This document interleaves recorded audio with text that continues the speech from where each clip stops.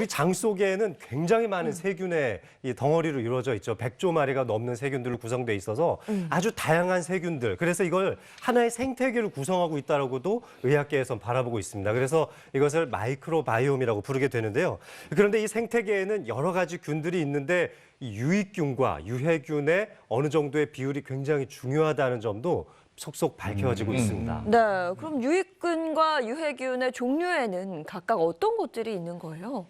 일단은 뭐 유익균 그러면은 가장 많이 들어보셨을 만한 것들이 락토바실러스균 계열의 균들인데요. 이뿐만 아니라 뭐 비피더스 이런 말씀도 아마 들어보셨을 겁니다. 이것이 결국 장 건강을 좋아지게 만드는 좋은 유익균 쪽에 해당되고 유해균 쪽에 해당되는 것이 우리 뭐 비만이라든지 설사 이런 각종 질병들을 유발하게 되는데 여기에는 클로스트리디움이라든지 뭐 엔테로박테리움이라든지 아니면 이 대장암에 관련되어 있는 것 중에는 퓨소박테리움이라는 것도 있습니다.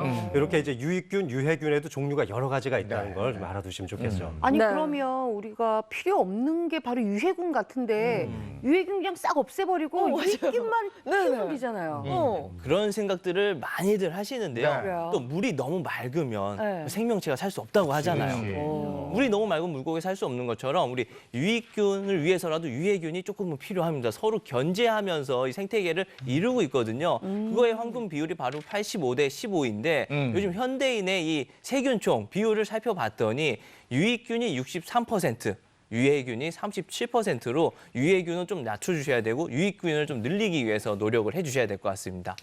이상적인 유해균 비율이 15%인데 네. 우리나라의 경우에 이게 37% 정도 되니까 이게 더 걱정이 되는 부분이에요. 그렇죠. 이 최근 들어서 이 고지방, 고칼로리 음식들의 소비가 많아지면서 유해균의 비율이 높아졌다고 할 수 있는데 사실 그뿐만 아니라 이 장내 세균총의 다양성이 줄어들었다는 게 또 문제이기도 합니다. 굉장히 다양한 여러 가지 종류의 좋은 균총들도 이미 이제 시중에 나와 있는 균총들도 사실 19가지나 되고 네. 그것의 I형으로 치면 사실 수백 가지에 해당하는데요. 우리 장내 세균총은 그거보다 훨씬 더 많이 구성되어 있거든요. 그래서 다양성도 확보되어야 하고 비율도 굉장히 중요하다고 할 수 있는데요. 국내 이 장질환의 추세를 살펴보면 최근 10년 사이에 염증성 장질환의 추세가 늘어났다는 게 네. 특징입니다. 이 염증성 장질환 중에서 가장 대표적인 것이 이제 궤양성 대장염 환자인데요.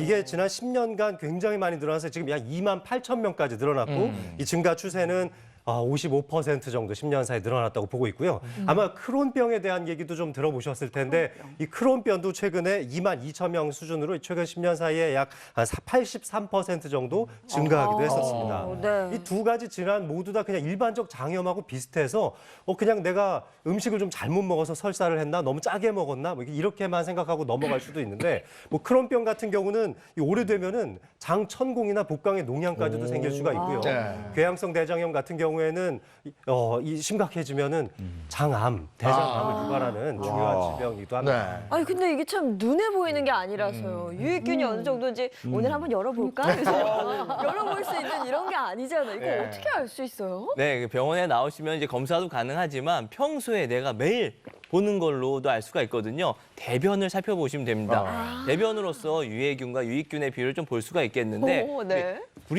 브리스톨 스케일이라고 그래서 대변의 성상을 저렇게 7가지로 나누는 게 있어요. 근데 가장 좋은 건 저 중간에 보이는 바나나 형태. 네.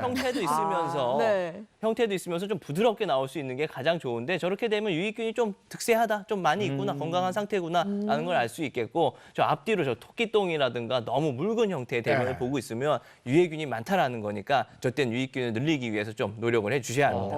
네. 그러면 유익균하고 유해균하고 이 비율을 잘 유지하려면 어떻게 해야 되는 겁니까? 그 내가 먹는 것이 곧 나다 이런 말이 있을 정도로 네. 내가 어떤 음식을 먹어주느냐가 결국 나의 장내 세균총, 장내 이 생태계를 좋아지게 할 수 있는 방법이라고 할 수 있겠는데요. 그래서 한번 우리나라의 장수하는 마을들을 비교해 본 거예요. 이 시골 지역의 장수 마을과 도시 지역에 사는 사람들의 이 장 속 마이크로바이옴의 구성 형태를 살펴봤더니 이 시골 지역에 장수하는 마을에 살고 계시는 분들이 상대적으로 발효식품이라든지 채식과 관련된 음식들을 많이 먹다 보니까 이 장내 세균총이 이 유익균의 비율이 도심에 있는 분들보다 3배 이상 높다는 연구 결과도 있었습니다.